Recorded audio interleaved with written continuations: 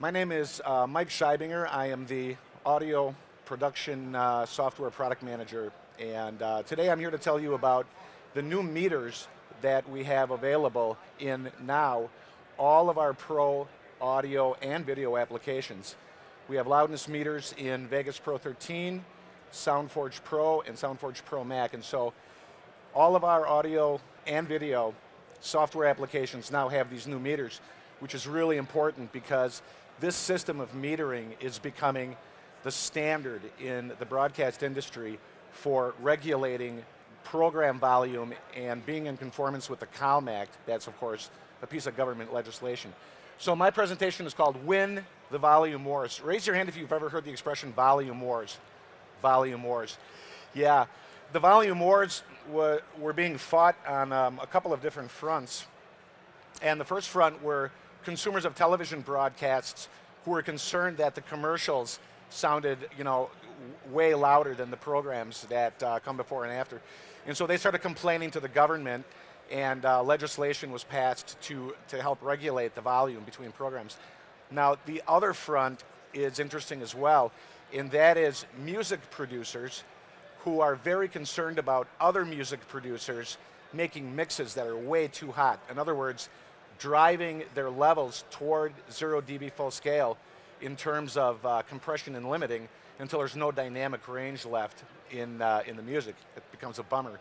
And so I'm here today to tell you about a way to meter your music and sound so that not only will you be able to achieve compliance with the CALM Act legislation, you will also be able to reincorporate more dynamic range into your music and sound and make it more enjoyable, to listen to. This is what the new Loudness meters in Vegas Pro 13 and SoundForge look like. They look pretty much the same across all of the programs. We have, 4 bars and then a true peaks meter. And these 4 bars, when you leave this presentation today, you'll understand exactly what these do and why they're important. The CALM Act was passed on September 29, 2010. President Obama passed it, and the broadcasters are required to conform to Advanced Television Systems Committee guidelines. And we're going to be throwing around some new terminology here. You may have heard of it, and one of these terms is loudness unit. Raise your hand if you've heard the term loudness unit. I'm trying to just sort of get a gauge on who I'm talking to here. And raise your hand also if you know what a decibel is. Decibels. See, everybody knows that, which is great. And that's a great starting point because decibels and loudness units, for all practical purposes, they're comparable. It's like not apples and oranges, it's like a red apple and a green apple comparison, okay? So when you talk about a decibel and a loudness unit, you're talking about pretty much the same thing. And there's one particular term I'm going to throw out there today, and that term is called integrated loudness, okay? Now, integrated loudness is one number that represents the level of your material, the overall average program level. And what we're looking for here is an average level of minus 23 loudness units full scale, LUFS. Okay, and now I'm going to switch programs. And we're going to have a little listening session here, so this is going to be like fun. Now, imagine that you're listening to a radio station, all right? And this radio station is complying with CALM Act standards that require that your broadcast material be no louder than minus 23 loudness units full scale. Okay, now I'm going to play some music from the past, and I'm going to play a little bit of current music. And what I want you to do is, I'm going to play 2 tracks at a time, an A track and a B track. And what I want you to do is listen to them both together, and then you tell me which one has like more dynamic range. And again, dynamic range is the difference between loud and soft sounds. Which has more dynamic range, which has more bounce, a little more energy, what is more entertaining to listen to, what would like not wear you out, as fast if you had to listen to it for a long period of time. It's called ear fatigue. And so let's get started. And so I'm going to play a little bit of a piece of music, and it's going to be followed by another piece of music. Here we go.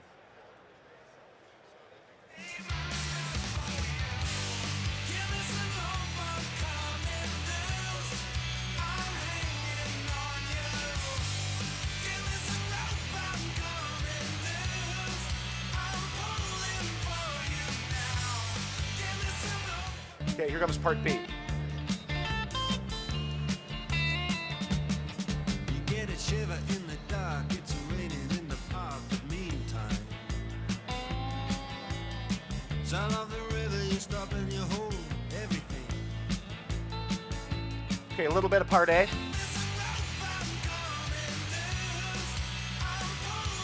A little bit of part B. Sound of the river, you stop and you hold everything. Okay, let's have another show of hands. How many of you prefer the B, Dire Straits? How many of you prefer A? Okay, see? This is what would happen if these two tracks were played back to back on a radio station that is conforming to these standards of broadcast. And even in this environment that's kind of noisy, we can still tell. If you look at the two tracks, this track has undergone some pretty serious compression and limiting. It's kind of flatlined over the top. Now, in the new broadcast standard, I'm going to show you what the effect is of a mix like this in the new paradigm. And here we have music with a lot of dynamic range, a lot of bounce, and so the dynamic range in the new metering system is allowed to pass through the gate, and I'm going to show you why right now. Okay, now, this is part one of the new meters. It's called Momentary Loudness. Now, imagine that this is a sound wave, and these are peaks, okay? Every 400 milliseconds, these meters take a picture, a snapshot, and they give you a reading in loudness units of how strong your signal is. So, every 400 milliseconds, boom, boom, boom, boom, boom, you get a reading. And that comes through on the first meter, momentary loudness, 400 milliseconds. Next up, we have the second bar on the meter, short-term loudness. Now, short-term is a little longer than momentary. Short-term gives you a meter reading every 3 seconds, every 3 seconds. So you can see that here we have, frequent readings. Here we have more of an average status quo, where we get one reading every 3 seconds. Okay, now, here comes a really, really critical measurement, and that's why it's in red. This is an integrated loudness reading. Notice that this line doesn't go up or down, it doesn't go anywhere. Why? Because it's one number, okay? And that number is the average loudness of your program. One number. And this is a number that the broadcaster is going to be looking for to make sure, or not, that you're complying with the standards laid down by the COM Act. Now, so far, I don't have any numbers associated with this art up here on the PowerPoint screen. We have a bunch of lines, okay? Now, I'm going to start dialing in numbers, and when I start dialing in numbers, that'll give meaning to what you're looking at, because everything here we're talking about is relative world. These are all relative terms to each other, like minus 23 dB relative to 0 dB full scale. Okay, next up, I put a number in here, and it's 23 LUFS, minus 23 LUFS. This is what the broadcaster wants to see your average program be at. They're going to take an average reading, and they're going to say, okay, this is coming in at minus 23 LUFS. We're going to let it pass through the broadcast chain unattenuated. So if you have a program that's coming across at minus 23, they won't turn you down. And so what happens is your audio is going to get broadcast almost exactly as it is when you mix it. So what you hear is what you get. And so now minus 23, that's the magic number. Okay, let's pop in another number. Here we have 0 dB full scale. This number is a mathematical inevitability, okay? It's a mathematical number that means anything louder than this and you get what? What's the word for it? You guys know? You get clipping. You get clipping. So mathematically, you can't go above 0 dB or you're going to clip. On the other hand, minus 23 LUFS, this is an arbitrary number that was put together by a bunch of mathematicians who created a brilliant system for metering. So this is solid. There's no louder than this. And without loud, there cannot be soft. And so down here we have minus 23, and here we have 0. There's about 23 decibels worth of headroom available above minus 23 dB. And this metering system allows that headroom to crest over the minus 23 line. And I'll show you how that works in a minute. This is the Loudness Warrior Bible right here, okay? Drive everything up to 0 dB and then take all of your dynamic range and push that up as well, eliminating the differences between soft and loud sounds, okay? Since this is a mathematical, like, constant, you can't get any louder than this. So you see, music producers for years have been fighting up and up and up to get at this level. And so, while trying to maintain some clarity in their mix, and it's a losing battle, right? It's a losing battle because you cannot exceed 0 dB. Here's a quote from Bob Dylan. He said, "You listen to these modern records, are atrocious. They have sound all over them. There's no definition of nothing, no vocal, no nothing, just like static." And so he's responding to the way music is being mixed nowadays, trying to push up toward that 0 dB limit. And he said, you know, it just ruins music. It ruins music and sound. This is what happens when you have an old paradigm Loudness Warrior pressed to 0 dB mix and you put it into a -23 LUFS broadcast chain. You get attenuated, okay? You get attenuated and it brings everything down to here, okay? With nothing to crest over these peaks. And using these meters, you'll have the power to create program material that crests over those peaks and gets through here while still maintaining a -23 LUFS average, okay?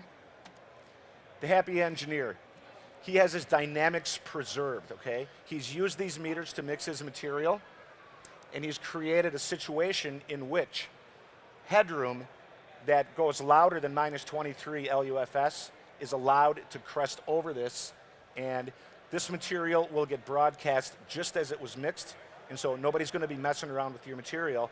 You're not going to have to give up control over that, and you know that you want to be in control. Here's another quote, this time from an industry professional who said, "Producers are starting to understand that if their levels are way out of spec, someone along the broadcast chain is going to squash that audio to make it compliant, and that compromises the integrity of that ad." Okay, now, really nice language, okay, but think about the word integrity. What is he really talking about? He's talking about the volume of your ad, okay? The integrity of your ad means if you use this metering system, you'll get heard. Whereas if you use the old school volume warrior paradigm of push everything up towards 0 dB, you're not going to get heard, and so you're going to lose that integrity.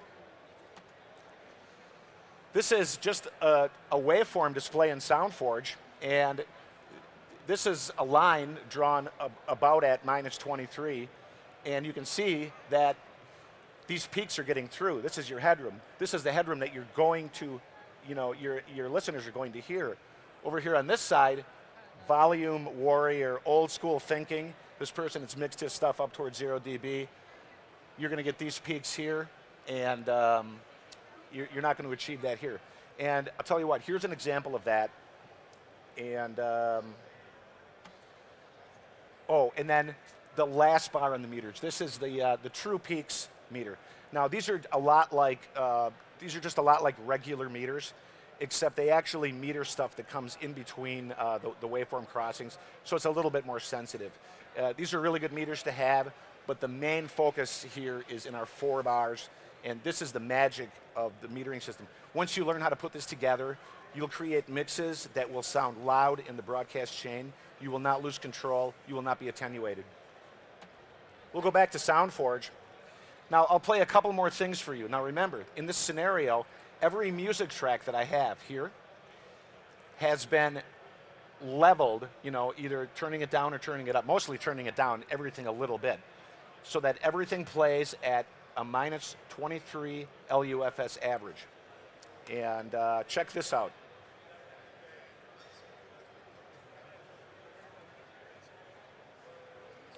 Okay. Track A is old school, and track B, the second thing you hear, will have full dynamics, still maintaining a -23 LUFS level.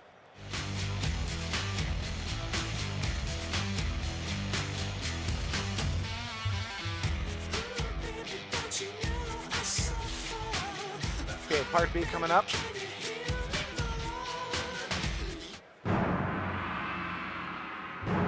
Okay,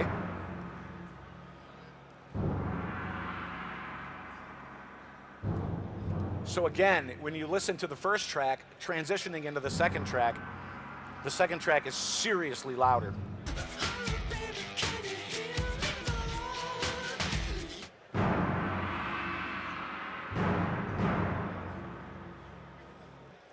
And down here in the integrated volume range, we're still well within the minus 23 standard. It looks like we pegged it up just a little bit, but maybe just a dB away, but we're very, very close.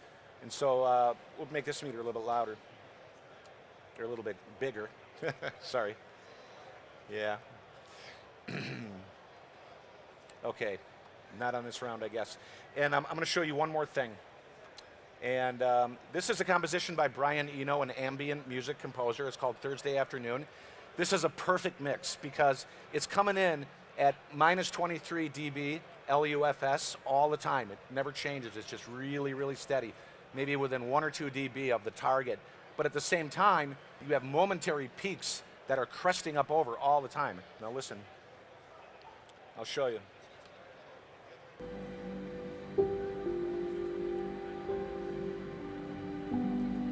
So this is our integrated volume, and you can see here that it's very stable at minus 24 right now. So, you know, we're doing good.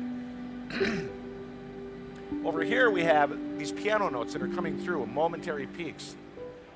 And play again.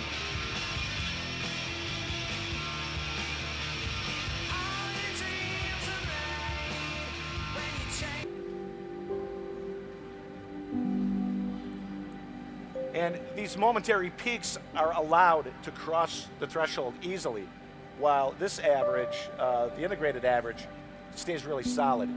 This fourth bar here, this bar like this is a measurement of your dynamic range bar. Check this out. Okay, yeah, this last meter here it's not a meter that goes up and down, it's a bar that expands and contracts. And the less dynamic range that your music has, the more the bar will contract down. And so finally, for the last thing, I'll play a little bit more of that Eno track and watch the dynamic range bar like widen up. But then when this hyper compressed track comes on, the dynamic range bar will shrink.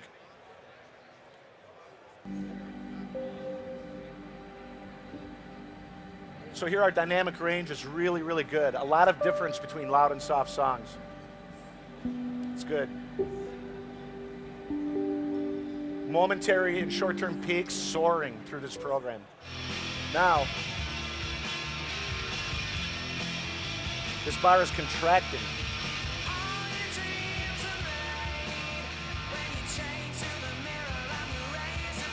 As the program goes on, it's getting smaller and smaller. These meters, they're not jumping around a lot, which means that you don't have a lot of dynamic range. Here we have music with lots of dynamic range, that dynamic range bar is opening up. These peaks are jumping. Integrated volume, staying at minus 24, it's hanging in there. It's good. 2 more tracks and then we'll wrap it up. We've got a Katy Perry track and a Stones track.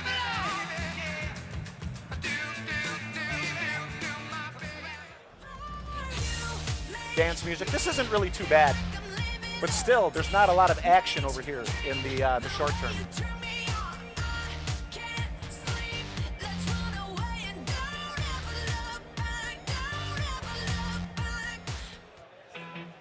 Rolling Stones, wider dynamic range, more old school mixing.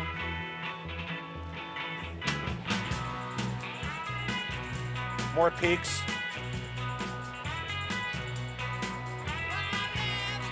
Cool. But the key thing to remember here is that all of this music that I played throughout the entire program, the integrated volume, the one number that the broadcaster wants to see was hanging out at like minus 24, and that's really critical. And so these meters will do a lot of things. They'll help you conform with CalMax standards.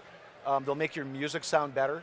They will help win the volume wars, which we really need to do because, you know, music is kind of being destroyed by this constant urge to get hotter and hotter and hotter. This metering system is brilliant, and there's a lot more to it than I showed you here today. For instance, this system is monitored after human hearing, okay?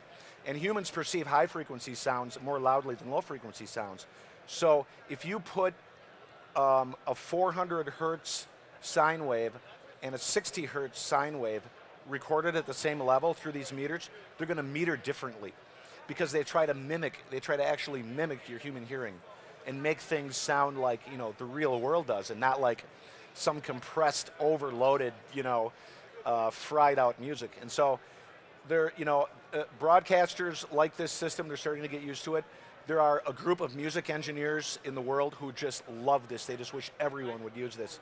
And you see in trends in music, people are offering their albums in like different versions, like an uncompressed version that has more dynamic range, or a version just for the dance floor or just for your iPod. Have you ever seen that? Yeah, they have multiple versions of albums uncompressed. And so people are starting to get the hang of it. And these meters are cool. Excuse me. They just came out in Vegas Pro 13, the NLE, and they've been available for some time now in SoundForge Pro 11 and SoundForge Pro Mac 2. Hope you enjoyed this. It's really important. It's nice to be able to do a really narrowly focused presentation on one little thing, but this is a huge topic, and everybody's paying attention to it more and more and more as time goes on. And again, I'm Mike Scheibinger, Audio Software Product Manager. Our booth is right over here. Come and see us.